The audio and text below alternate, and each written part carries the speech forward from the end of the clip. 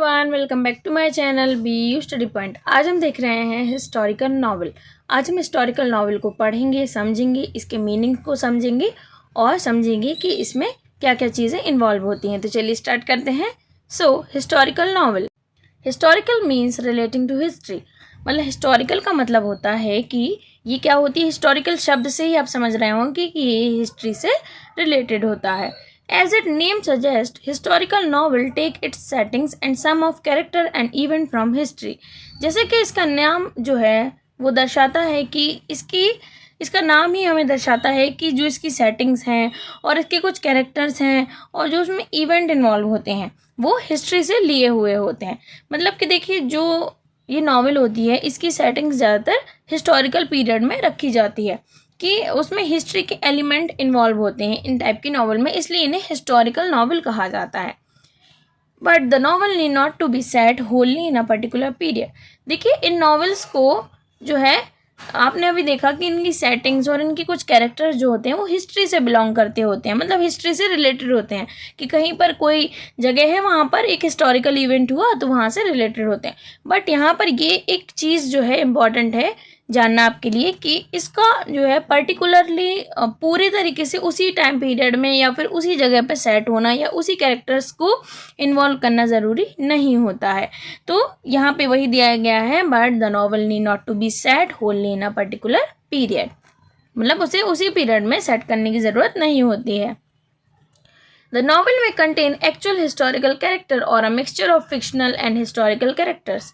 देखिए, इस नॉवल में क्या होता है, हिस्टोरिकल नॉवल में या तो एक्चुअल हिस्टोरिकल कैरेक्टर्स जो कि आपके जिस आपने पर्टिकुलर इवेंट को चूज़ किया है अपने नॉवल के लिए, या तो वो इन्वॉल्व होंगे या फिर मिक्सचर होगा जो आपने कुछ एक्चुअल कैरेक्टर्स को आपने करा है इन्वॉल्व अपनी नॉवल के अंदर और कुछ फिक्शनल कैरेक्टर आपने अपनी तरफ से जोड़ दिए हैं। तो ऐसा होता है कि इन नॉवेल्स में या तो एक्चुअल हिस्टोरिकल कैरेक्टर्स इन्वॉल्व होते हैं या फिर मिक्सचर होता है हिस्टोरिकल एंड फिक्शनल कैरेक्टर्स का in the novel of what historical novels. It may focus on a single historical event, but more often it attempts to portray a broader view of past society।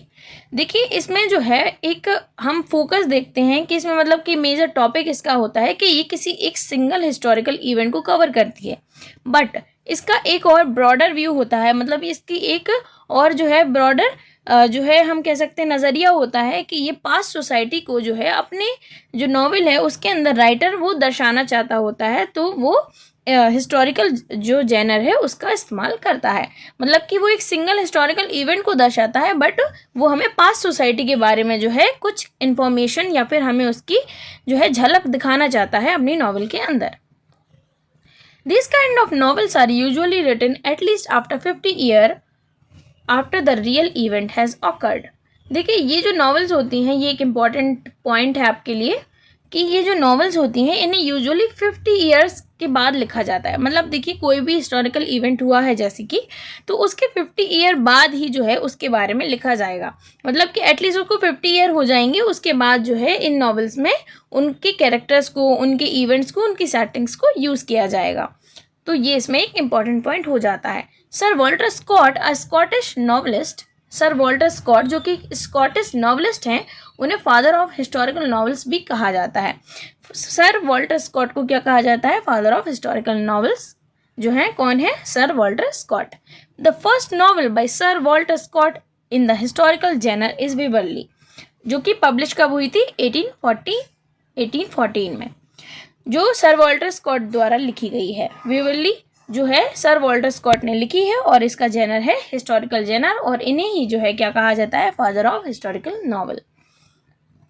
तो यहाँ पर हमने historical novel को बहुत ही अच्छे से समझ लिया है। मैंने आपको सारी ही डिटेल इसकी बता दी है। इससे आगे आपको पढ़ने की कोई ज़रूरत नहीं है, बिकॉज इसमें यही चीज़ें जो है इंपॉर्टेंट होती हैं और मैंने आपको सबको एक्सप्लेन कर दिया।